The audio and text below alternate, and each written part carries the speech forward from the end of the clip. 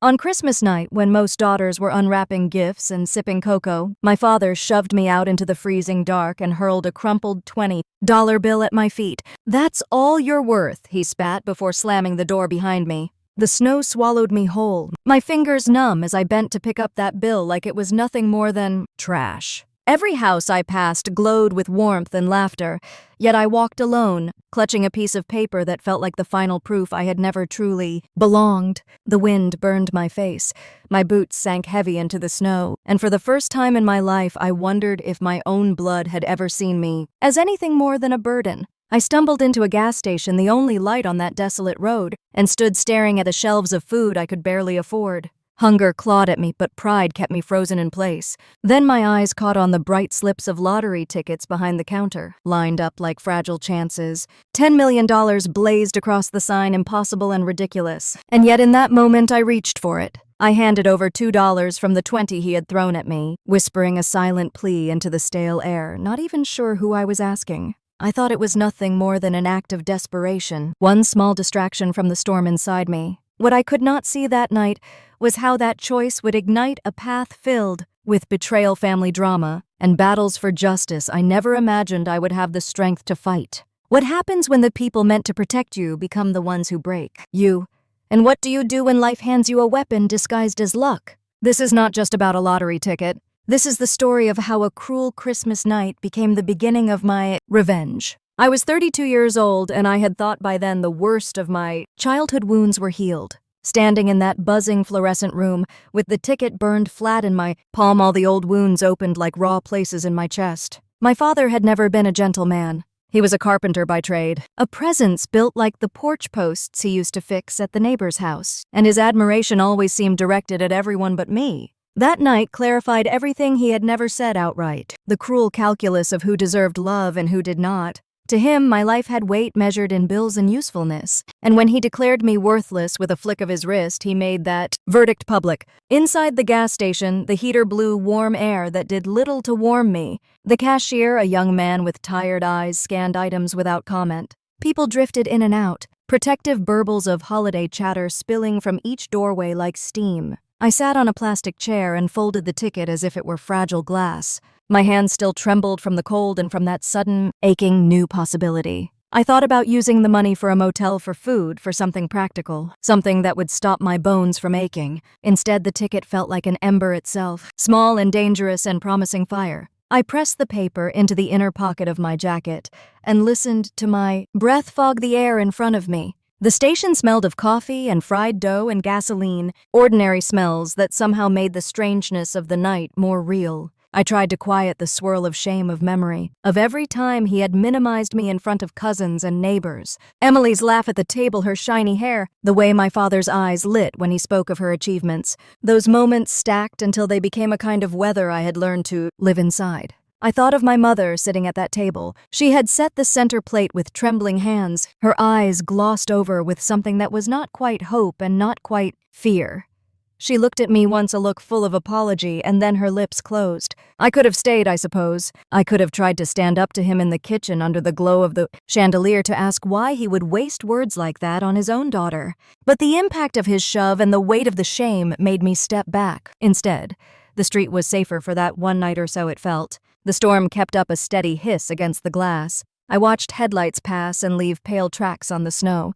People in SUVs and trucks rolled by with wrappers and plastic bags of presents, tucked by their feet, their breath visible in the cold like small white flags. The world looked like a postcard that had been cut from a different life. My life felt raw and immediate, a line drawn beneath my feet. A man in a long coat paused near the door as if to let the cold in along with the warmth, and I realized the corner of the station was full of small, unnoticed dramas. An elderly woman bought a single pack of cigarettes. A teenage boy paid for a soda with a crumpled dollar and a shrug. None of them looked at me twice.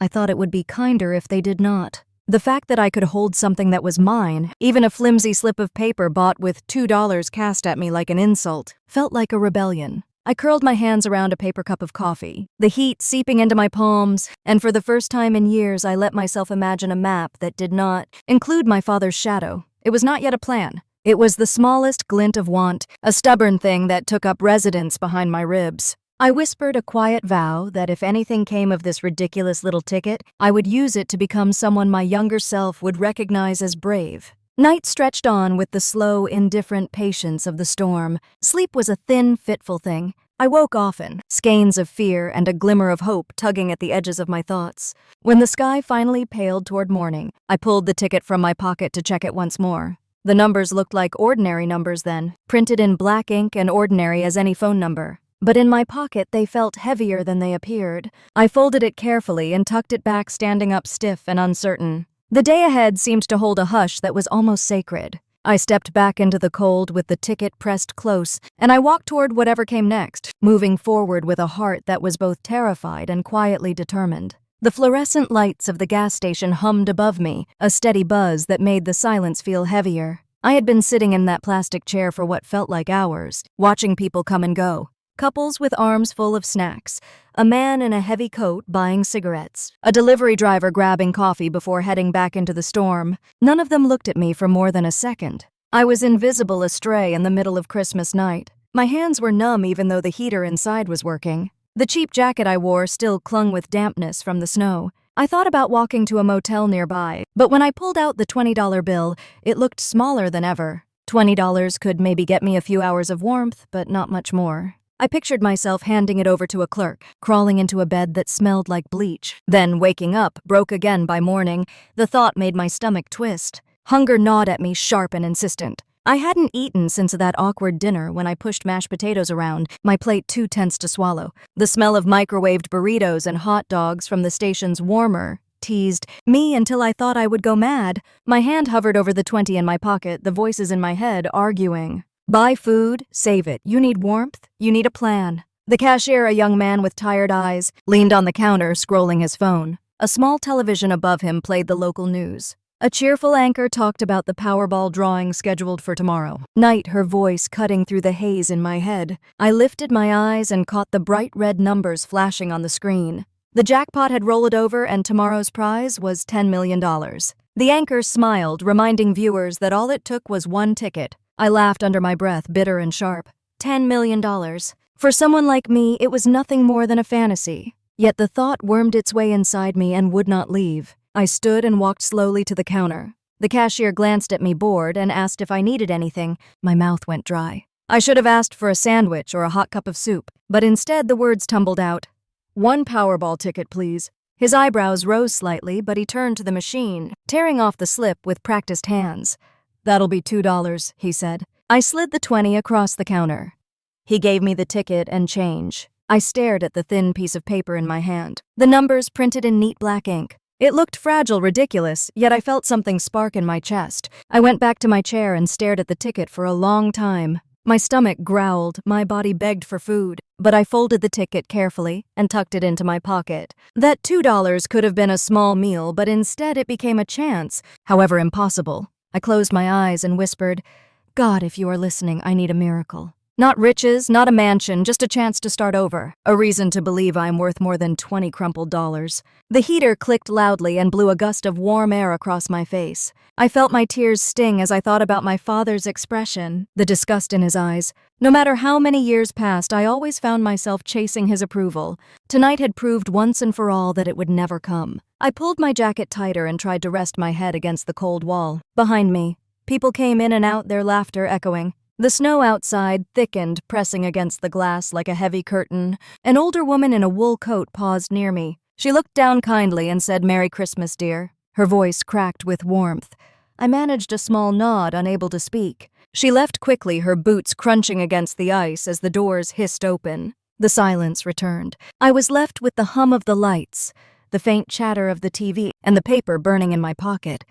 Sleep came in jagged bursts. I would close my eyes, shiver, then wake at the sound of a door opening. The hours crawled by. At one point, I thought about walking to the shelter downtown, but the storm outside made the streets dangerous. It felt safer to stay here, in this ugly little corner with my secret folded up in my coat. As the night stretched on, I kept picturing the moment the numbers would be called, even though I knew the odds. 10 million was a dream, but even the act of imagining it gave me a strange kind of comfort. I could see myself walking into a bank, opening an account, maybe renting an apartment with windows that caught the morning light. I could see myself free from the weight of my father's cruelty, free from always being the one left behind. The first hint of dawn crept through the windows, a gray light that softened the edges of the storm. My body ached, my throat dry, but I was still alive. The ticket in my pocket felt heavier now, almost like a promise. I stood, stretched my stiff legs, and whispered to myself, just get through today. Tomorrow will come, and with it the numbers. For the first time in years, even as I stepped back into the freezing morning, I felt the faintest flicker of hope. The cold air stung my face as I left the gas station that morning, but it was nothing compared to the sting of memory. The 20 in my pocket, the ticket folded tightly against my chest. All of it pulled me back to the years of living under my father's roof. Every cruel word he threw at me was just the final stroke on a canvas he had been painting since I was a child. I grew up knowing I was the shadow in my own family. My cousin Emily Carter, 3 years younger than me, was the shining star in my father's eyes. She was not his daughter, but you would never have known. He praised her at every turn, boasted about her grades, her charm, the way she carried herself. At family gatherings, he would introduce her proudly as if she were his own, while I hovered nearby, waiting for a crumb of acknowledgement. I remembered one summer afternoon when we were kids. We had been playing in the backyard, and I scraped my knee climbing down from the treehouse. Blood dripped down my leg as I cried out, but instead of comforting me, my father barked at me to stop whining. Emily came running with a smug little smile, and he scooped her up in his arms, telling me to toughen up. I still see the way her arms curled around his neck as she looked over his shoulder at me triumphant. Those moments stacked on top of each other through the years. Birthdays where Emily's gifts were wrapped in bright paper while mine came in plain bags. School recitals where my father's applause for her rattled the auditorium, but his hand stayed still when my turn came. By the time I was in high school, I stopped expecting him to notice me at all. As adults, it only grew worse. Emily became a manager at a local spa, and my father praised her constantly. "She is a real go-getter," he would say at the dinner table, ignoring the fact that I was sitting right there, scraping by at whatever job I could find. When I mentioned my work at the diner, his eyes glazed over. When Emily bought a new car, he made a toast to her success. One Thanksgiving not too long before everything unraveled, Emily cornered me in the kitchen while I was washing dishes. Her perfume was strong, her nails painted a glossy red. She leaned close, her voice dripping with scorn. "You know you'll never get what he has set aside. He trusts me, not you. You've always been the disappointment." I remember gripping the edge of the sink so tightly my knuckles turned white. I wanted to shout, to throw something, but instead I swallowed it down like I always had. I told myself it did not matter, that I would build a life outside his approval. But deep inside, her words carved themselves into me like a scar.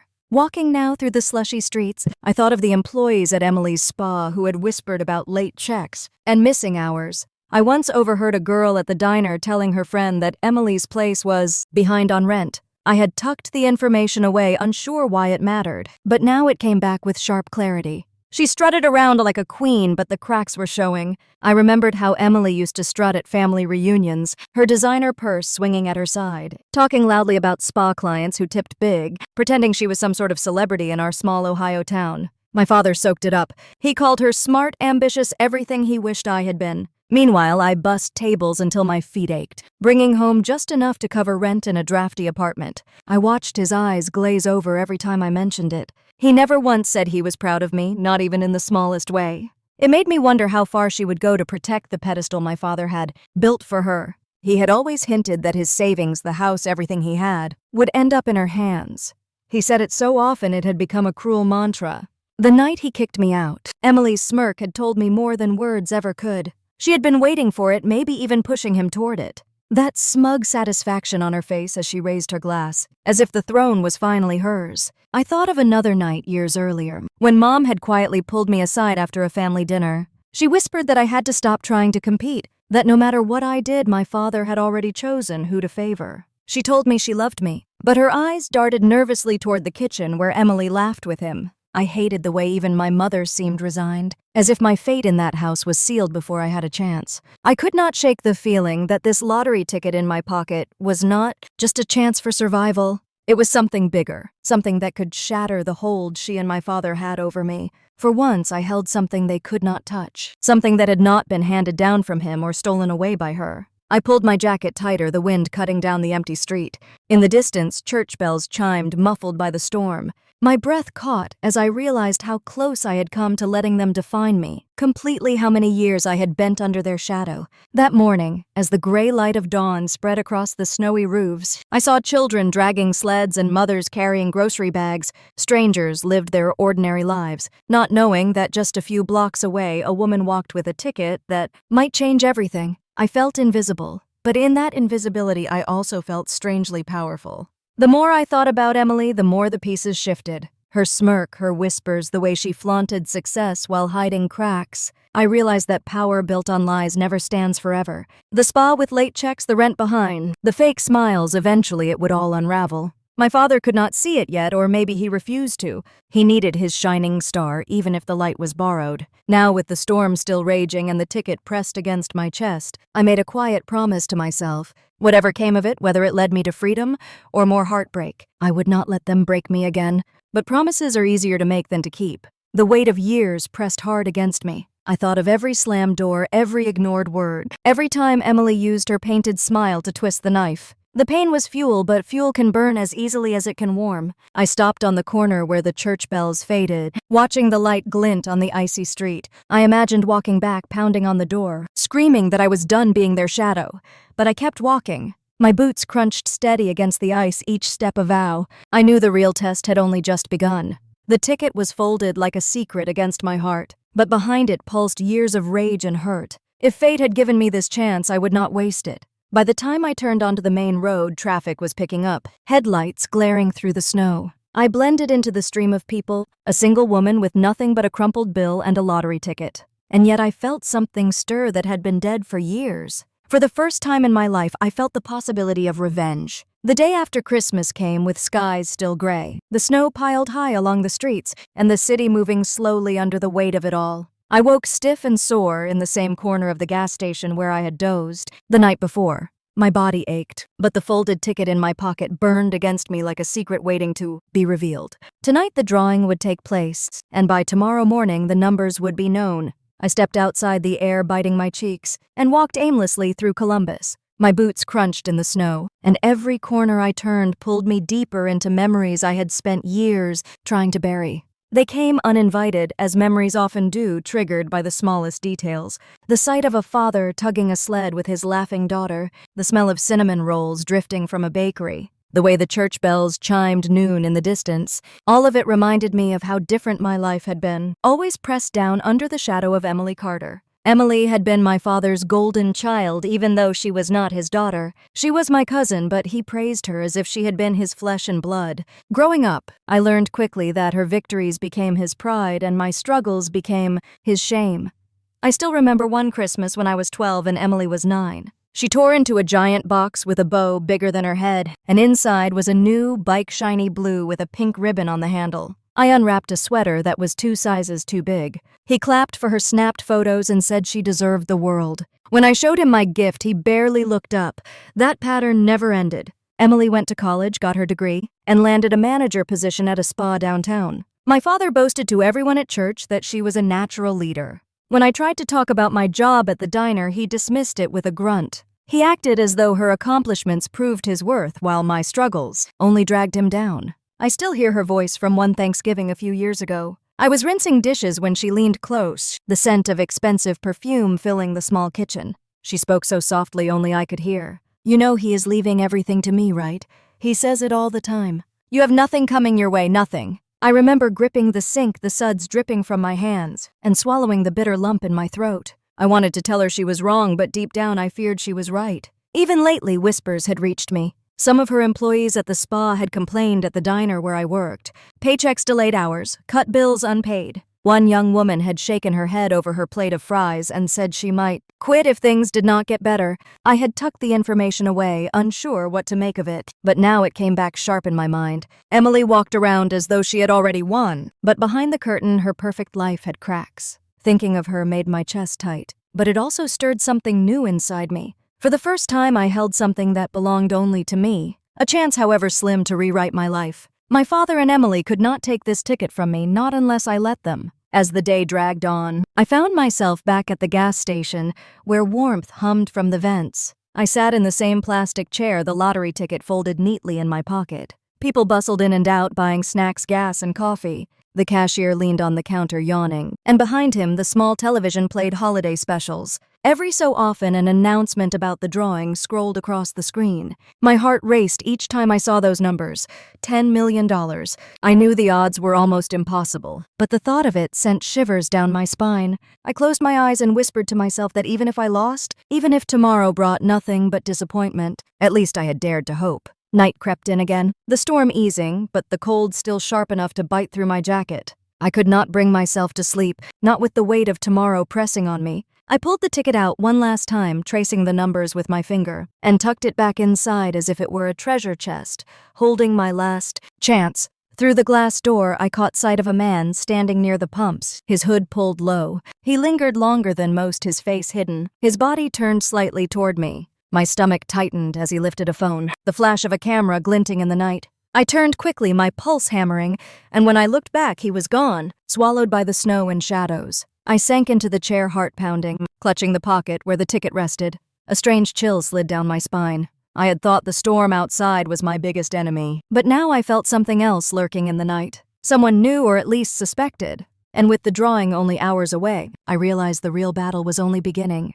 The morning after the drawing, I sat in the gas station lobby, my legs shaking so hard I could hardly keep still. The television above the counter replayed the numbers again and again, each one a hammer pounding into my chest. I pulled the folded slip from my pocket and laid it on my lap, my eyes moving over the digits I had memorized. They matched. Every single one matched. $10 million.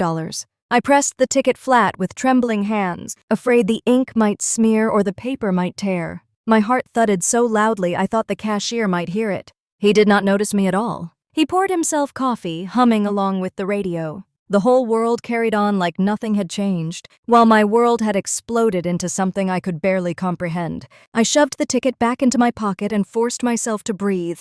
If I shouted or cried or ran outside screaming, someone might notice. And if someone noticed, the wrong person might follow me. I could not let that happen. I thought about the man I had seen outside the night before, the glint of a camera, the way he disappeared into the snow. My stomach tightened. I walked outside, the icy wind slapping me awake. I had to figure out what to do next. I had read enough stories about lottery winners who lost everything overnight, chewed up by lawsuits, scams, or family demanding their share. My father's voice echoed in my ears, reminding me that $20 had come from him. He would twist it into something, I was sure of it. I wandered down Broad Street until I reached a small bank. I pushed the glass door open and stepped inside, the warmth wrapping around me. A young woman behind the counter looked up and smiled politely. Her name tag read, Samantha Reed. "Can I help you, ma'am?" she asked. I swallowed hard, my throat dry. "I need to speak with someone about opening a trust." Her eyebrows lifted just slightly, but she nodded. "Of course. Please come this way." She led me into a small office with beige walls and a desk stacked with papers. I sat down, clutching my ticket in my pocket like a child holding a secret. Samantha folded her hands and leaned forward. "Do you mind telling me a little more?" she asked. I hesitated. My voice came out in a whisper. "I won the Powerball last night." Her eyes widened, but she quickly schooled her expression into something professional. That is life-changing. "Have you signed the back of your ticket yet?" I shook my head. "Do that right away, right here, right now. Use your legal signature." My hand shook as I pulled the ticket out. Samantha slid a pen across the desk. I pressed my name carefully across the back, my handwriting uneven but legible. Relief coursed through me, though my stomach was still tight with fear. "Good," she said softly. "Now listen to me. If you want to protect yourself, set up a blind trust. That way your name does not have to appear in the public record when the lottery office releases the winner. We can get that started for you." I nodded, barely able to speak. She pulled out forms, explaining each line in a calm voice. "Willow Trust.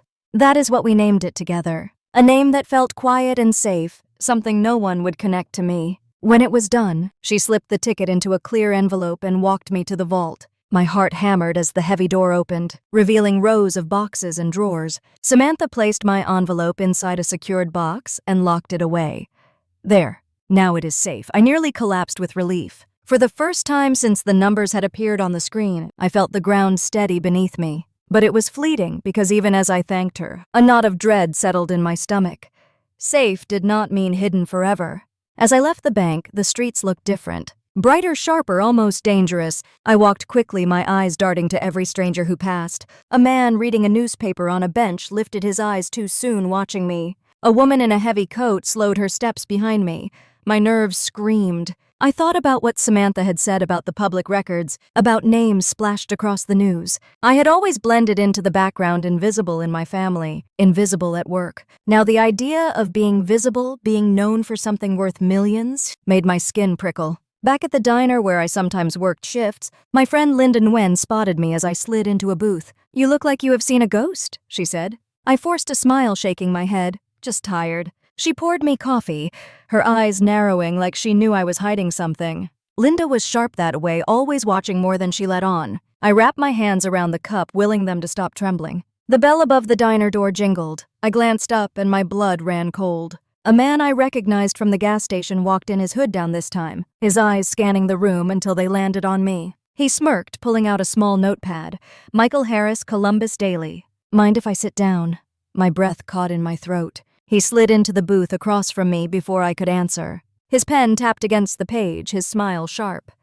"So tell me, Patricia, how does it feel to be the woman who just won $10 million?" The cup shook in my hands, coffee sloshing dangerously close to the rim. The secret was already slipping through my fingers, and I could feel the storm gathering again. I stared at him, unable to form words. My mind reeled. How did he know my name? How did he know already? Samantha had promised safety, but nothing felt safe now.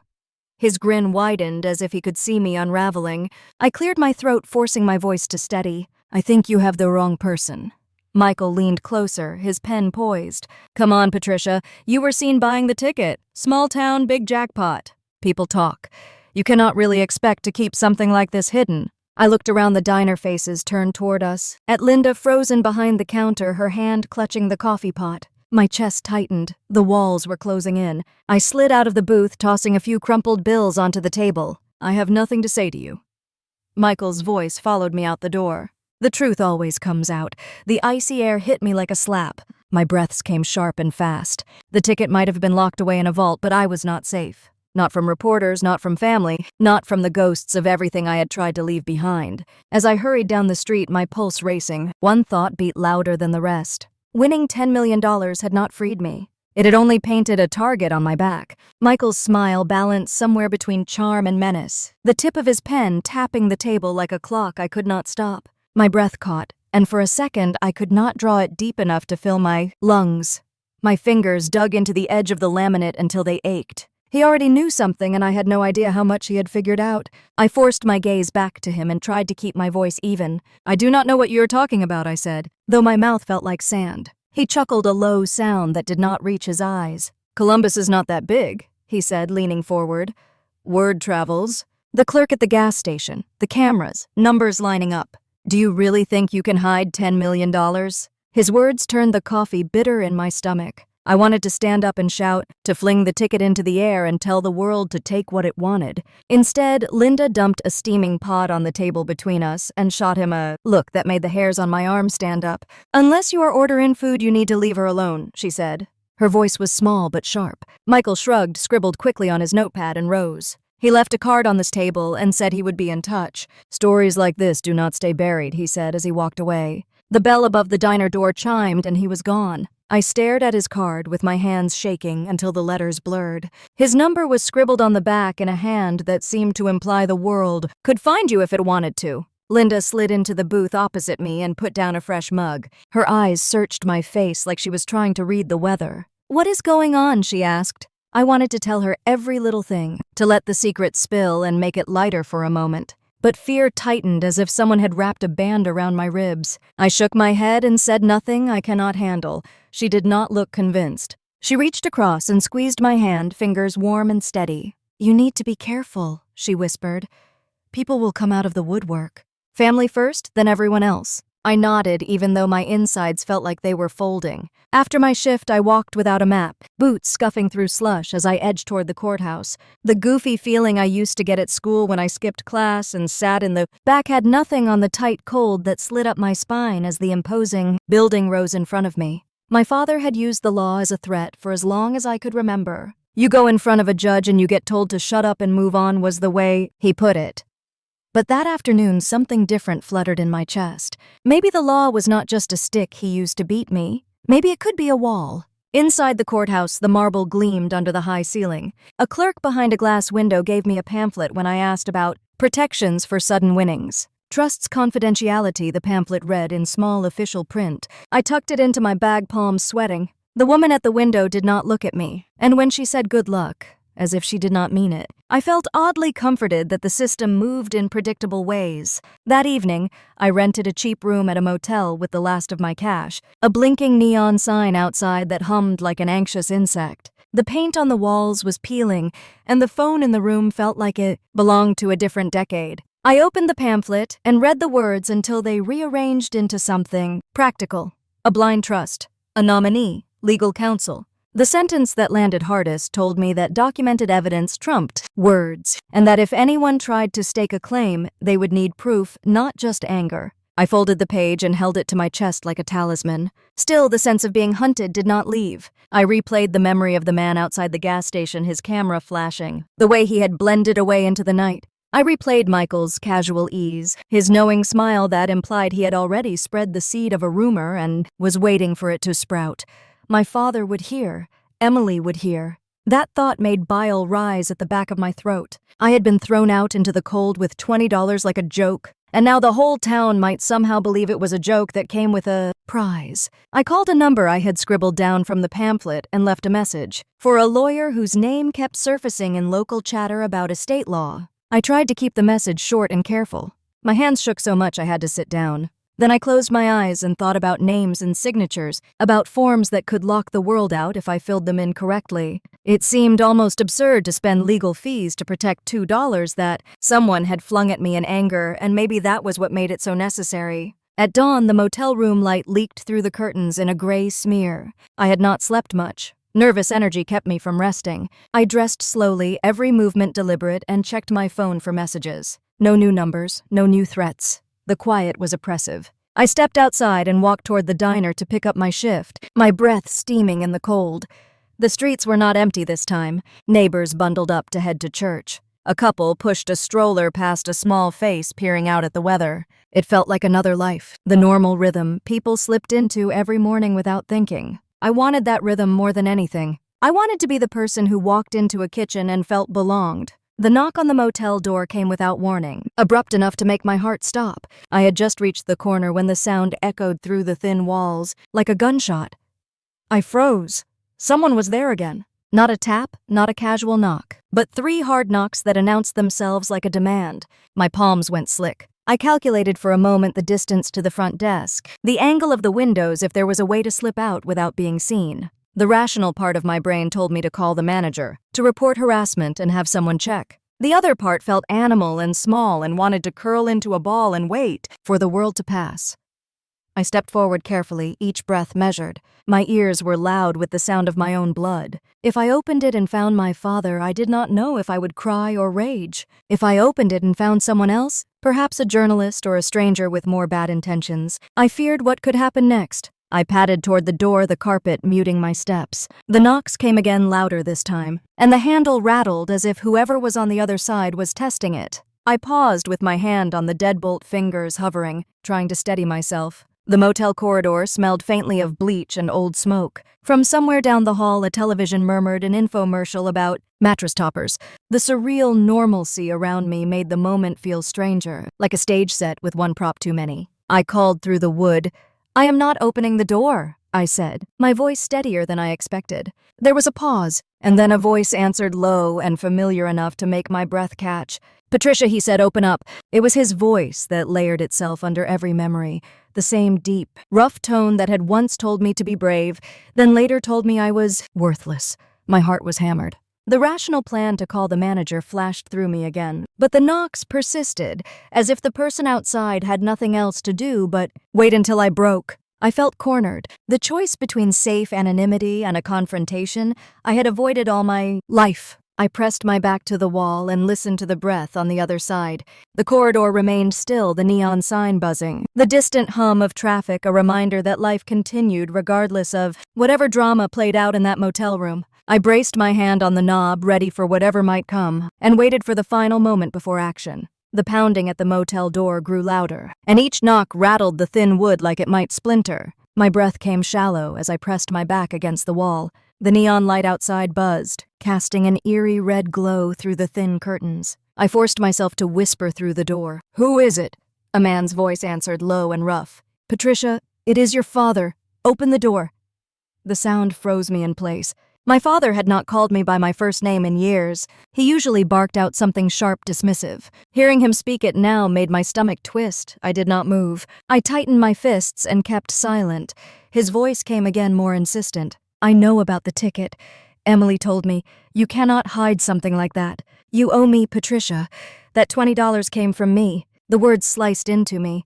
Of course Emily had told him. She must have heard from someone, maybe even that reporter. My head spun with the thought of them whispering together, deciding what to do with me. The knocking turned into pounding, the handle rattling as if he might break it open. I stumbled back toward the bathroom, clutching the phone in my hand. My heart raced as I dialed the front desk. A tired voice answered, and I forced the words out. "Someone is trying to get into my room." Within minutes, I heard heavy footsteps in the hallway. The manager's voice barked sharply, and my father's angry growl answered. I caught fragments. "She owes me. She is my daughter. You do not understand." The noise moved further down the hall until silence returned. My body shook so badly I had to grip the sink to steady myself. The next morning I sat in the small courthouse again. The pamphlet crumpled in my hands. I pushed it across the counter to a clerk and whispered that I needed to know how to protect my winnings. She guided me toward a list of attorneys. I scribbled down the names, my fingers trembling. By noon, I was in the office of a lawyer named Henry Wallace, a tall man in his 50s with gray hair combed neatly to the side. He listened carefully as I explained, his brows furrowing when I told him about my father pounding on the motel door.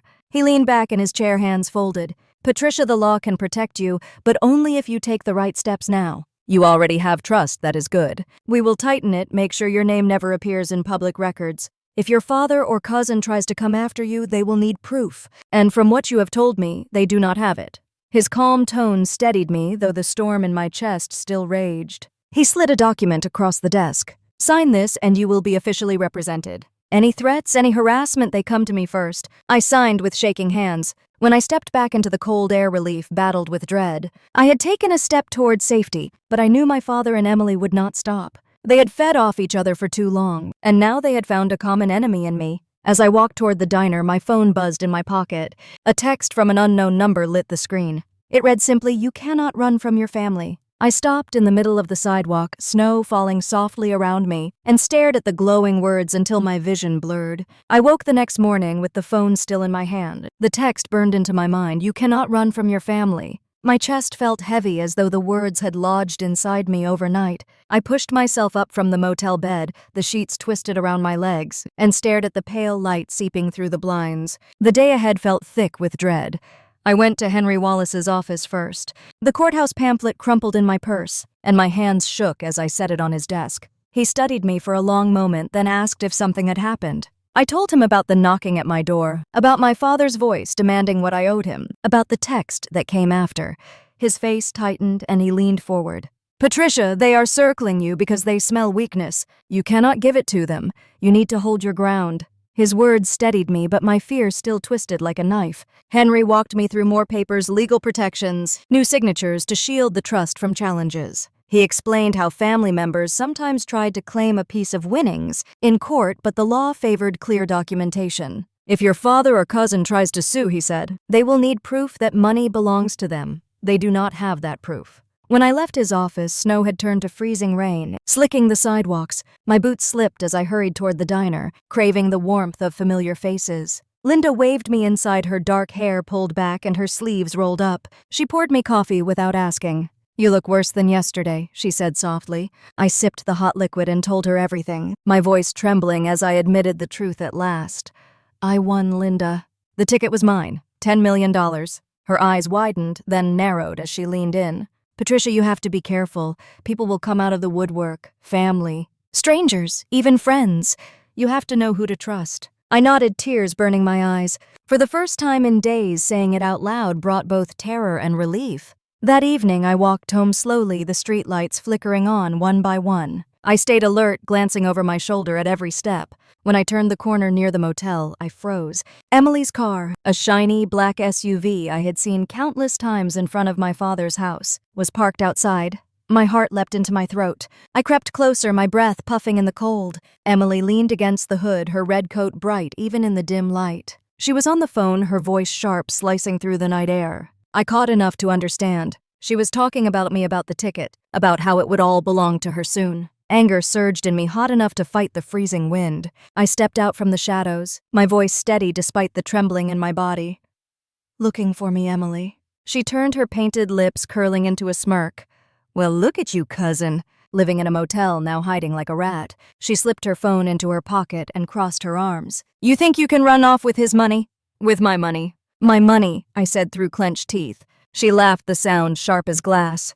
"Please. You have never deserved anything. You cannot even hold down a real job. Dad knows it. Everyone knows it. That ticket is the only thing that kept you from freezing to death, and you would not even have it if it were not for him." Her words clawed at me, the same poison she had been feeding me since we were children. But this time I did not shrink. I held her gaze steady and cold. Emily stepped closer, her perfume overwhelming. "You cannot keep it from us. We will get it one way or another." I did not answer. I simply turned, walked back into the motel, and shut the door behind me. My heart thundered, but my spine stayed straight. Inside, I leaned against the wall, breathing hard, knowing the storm had finally broken into the open. The courthouse steps glistened with ice as I climbed them, clutching my coat tighter around me. My lawyer, Henry, had called early that morning, his voice steady but urgent. "They filed a petition, Patricia. Your father and Emily. They are claiming the winnings belong to the family. We need to respond immediately." My stomach twisted, but I followed him inside the echoing marble building. The fluorescent lights were harsh, the air too dry. I felt exposed, like every stranger's eyes knew what was at stake. We entered the courtroom, its wooden benches lined with people waiting for their cases. When I saw my father sitting there beside Emily, something inside me hardened. His shoulders were squared, his jaw set, while Emily leaned in close, whispering, her lips painted red like a slash. They looked so sure of themselves, like this was just another performance where I would be pushed to the side. My chest ached with years of being dismissed, ignored, told I was nothing. I walked to the front row with Henry at my side, refusing to let my knees buckle.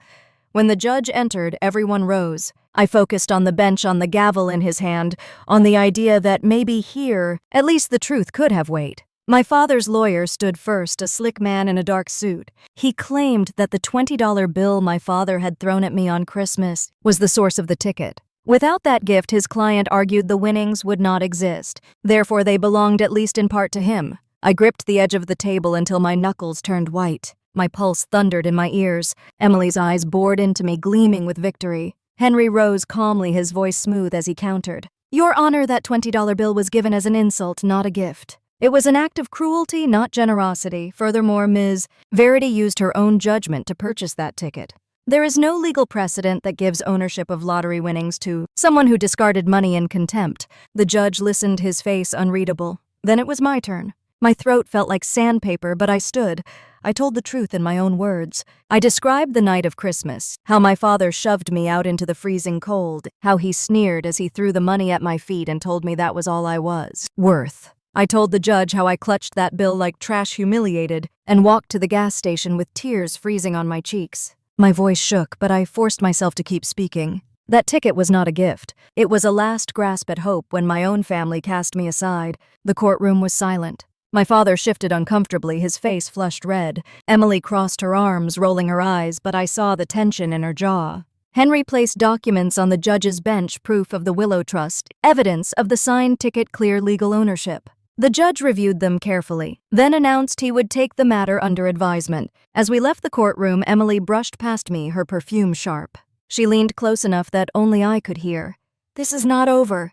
I did not answer. I walked out into the freezing air, my breath clouding before me, the weight of the trial pressing hard on my chest. For a moment, I stood at the top of the courthouse steps, staring out at the gray city below.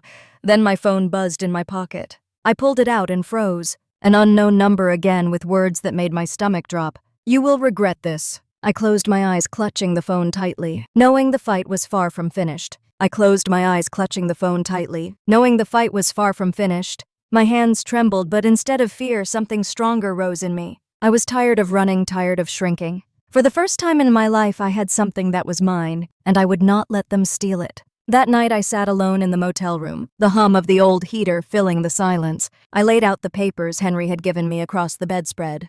Legal documents, trust agreements, protections I never knew existed until now. I traced my name where I had signed them, my signature shaky but firm, and I whispered to myself that I was not powerless anymore. The following week, the judge called both sides back to court for the ruling. The courthouse was colder than before, the air thick with tension as we filed inside. My father avoided my eyes, his jaw clenched, while Emily smirked as though she had already won. She sat with her legs crossed, nails painted the same blood red as always, tapping them against her phone with practiced boredom. The judge read the ruling slowly, his voice echoing through the room. He declared that the ticket and all associated winnings were solely my property protected by the Willow Trust. No claim from my father or cousin had legal standing. The words landed like a thunderclap, shattering years of silence that had always hung over me. I sat frozen, the gavel striking the bench as if sealing my freedom. Emily shot up from her seat, her voice sharp, but the bailiff warned her to sit down. My father's face crumpled, a mixture of rage and defeat, and for once I saw him smaller than me, the man who had towered over my life, who had thrown me into the cold with 20 crumpled dollars, looked powerless. As I walked out of the courtroom, reporters swarmed, their microphones flashing like weapons. Questions flew at me, sharp and insistent, but I kept moving, Henry shielding me with his tall frame. Outside, the cold air cut across my face, and for the first time in years, I felt light. Over the next months, the weight of $10 million pressed down as much as it lifted me. There were meetings with bankers, lawyers, financial advisors. I moved from the motel into a small house on the edge of Columbus, modest but mine. I painted the walls warm yellow planted tulips in the yard, and bought a sturdy oak table where I could drink coffee in the mornings. But the shadows of my family lingered. Emily tried to call, leaving voicemails that swung between venom and desperation. My father wrote letters, some begging, some threatening, all filled with the same bitterness he had carried for decades. I saved them in a shoebox but never answered. Instead, I focused on building something new. I donated to the diner where Linda still worked, enough to repair the leaky roof and buy new equipment. I gave quietly to shelters that had turned me away when they were full, to women who sat in corners with the same haunted look I once wore. Every act felt like stitching a wound I had carried for years. One spring afternoon, I sat in my small backyard, the tulips blooming bright red, and thought about the night my father threw me into the snow. The humiliation, the sting of the cold, the $20 crumpled in my hand. That moment had felt like the end, but it had been the beginning. The lottery ticket was a chance, but the strength I had found since then was not luck. It was mine. Emily eventually spiraled. Word spread that her spa had closed, debts piling higher than she could manage. The pedestal she had clung to for years crumbled beneath her. My father faded too, growing older, angrier, but with fewer people willing to listen. Karma had its way slowly but surely. One evening, I drove past his house. The yard was overgrown, the porch sagging, the light in the window dim. For a moment, I thought of stopping, of knocking on the door and offering a hand. But then I remembered the sneer on his face that Christmas night, the way he told me $20 was all I was worth, and I kept driving. Some wounds do not need to be reopened. Now, when I look at my life, I do not see the money first. I see the mornings I wake up in my own bed without fear. I see the friends who stood by me like Linda, who never asked for anything in return. I see the quiet strength that grew inside me when I had nothing. That strength is worth more than $10 million. Sometimes I still fold that first lottery ticket in my hands. The ink faded now, the paper soft from being touched so many times. I keep it not for the money it brought, but as a reminder. A reminder that even when the world casts you aside, you can find your own way back. And maybe that is why I am sharing this story now. Because I know I am not the only one who has been told they were worthless, not the only one thrown out into the cold by the people meant to love them. If you have ever felt that way, I want you to know you are not alone. I want to hear from you. Have you ever faced a moment when someone you trusted tried to break you, and you found the strength to stand anyway? Share your story in the comments. Tell me what you think about mine. And if you want to hear more stories like this, make sure to like this video and subscribe. Together we can remind each other that dignity, respect, and justice always matter.